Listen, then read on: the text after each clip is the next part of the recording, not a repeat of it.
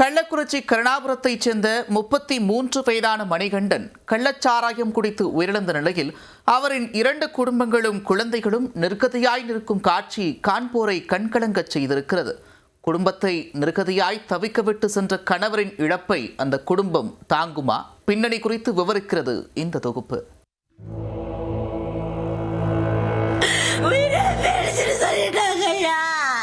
குடிக்கிற வயசே இல்லையா, சாகிற வயசே இல்லையா புருஷன். ஒன்று விட்டுட்டு பேடிச்சியா, என்னை பேடிச்சு விட்டுட்டு பேடிச்சு. என் வாழ்க்கை எங்களுக்கு அழிஞ்சு போச்சியா. இந்த சாராயத்தால நிறைய பேரோட வாழ்க்கைய அழிஞ்சு போச்சு. கள்ளச்சாராயத்திற்கு கணவனை பறிகொடுத்த இந்த கர்ப்பிணியின் வேதனையை வார்த்தைகளால் விவரிக்க இயலாது. குடும்பத்தை நிர்கதியாய் தவிக்கவிட்டு நிரந்தரமாக பிரிந்து சென்ற கணவனின் இழப்பை இந்த குடும்பம் தாங்குமா?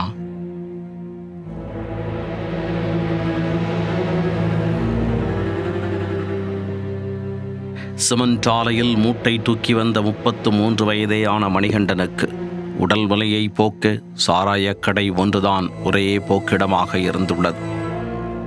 இவரை போன்ற நபர்கள்தான் கருணாபுரத்தில் சாராயம் விற்று வந்த கண்ணுக்குட்டிக்கு நிரந்தர வாடிக்கையாளர்களாக இருந்து வந்துள்ளனர். வழக்கம்போல் கடந்த 18ஆம் தேதி கண்ணுக்குட்டியிடம் சாராயம் வாங்கி குடித்துவிட்டு இரவு வீட்டிற்கு வந்து தூங்கியுள்ளார் மணிகண்டன்.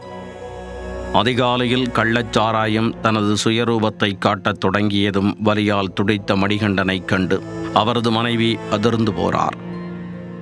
மணிகண்டனின் உடல் முழுவதும் சில்லிட்டு போனதால் மிரண்டு போன மனைவி ராதா அவரை அழைத்து கொண்டு மருத்துவமனைக்கு ஓடி உள்ளார்.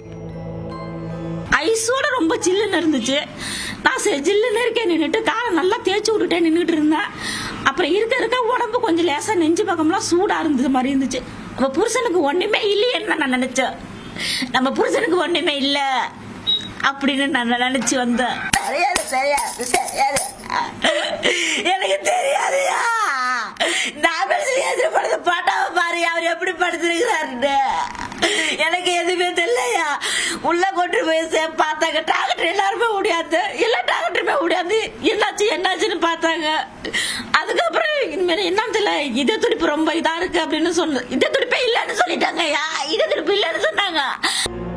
விழுப்புரம் மருத்துவமனை மருத்துவர்களின் தீவிர முயற்சியால் கணவனை காப்பாற்றி விடலாம் என்ற நம்பிக்கையுடன் இருந்த ராதாவுக்கு பேரிடியானது மணிகண்டனின் மரணச் செய்தி.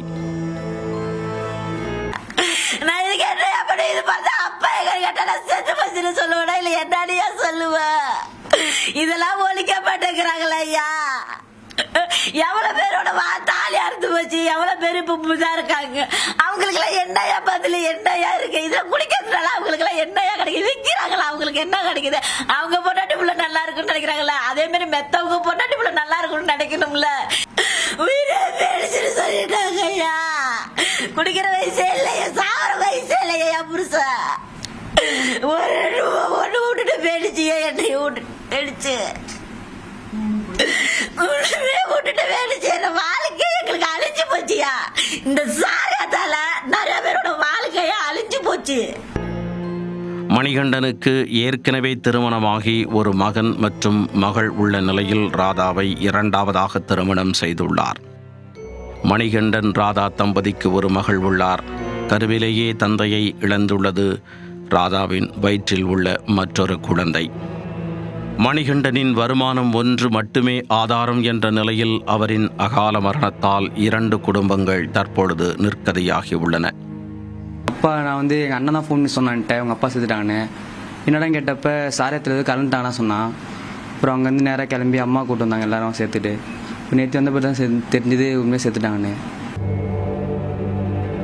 கள்ளச்சாராயத்தால் பறிபோனது என்னவோ ஒரு உயிர்தான் என்றாலும் அதன் பாரத்தை வாழ்நாள் முழுவதும் தோளில் சுமக்கப் போகும் இந்த 2 குடும்பங்களின் எதிர்காலம் கேள்விக்குறியே.